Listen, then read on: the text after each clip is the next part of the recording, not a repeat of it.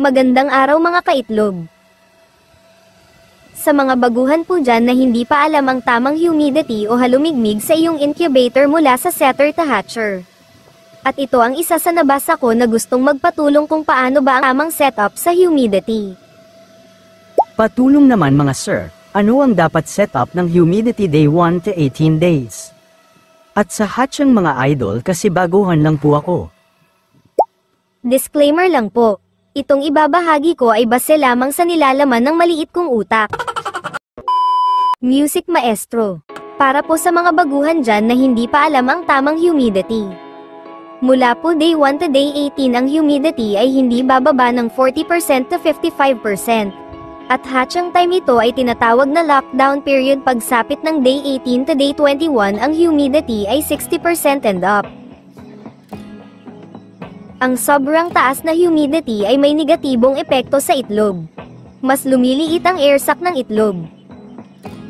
Gayon din sa kakulangan sa humidity, mas malaki ang air sac kesa sa sisiw. Mas nahihirapan ang sisiw na makalabas dahil sa ito ay abnormal. Mahalaga talaga may sapat at saktong humidity upang maging successful ang pagpisa nito. May dagdag ko lang mga idol. Kung ang problema mo ay humidity na hindi kayang pababain o patasin.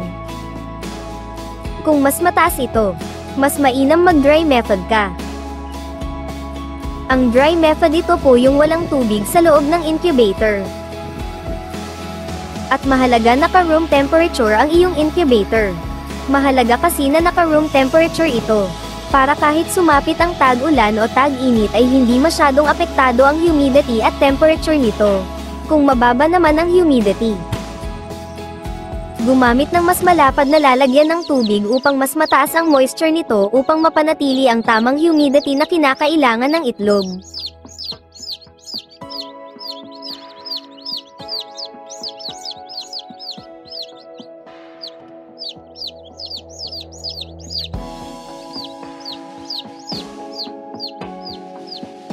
Mas maraming mapapapisa kung nasa tama ang ginagawa mo, idol.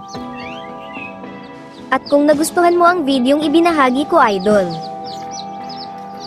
sana po ay suportahan mo ako sa pamamagitan ng pag-follow and subscribe. Hanggang dito na lang, ingat and happy farming with heart.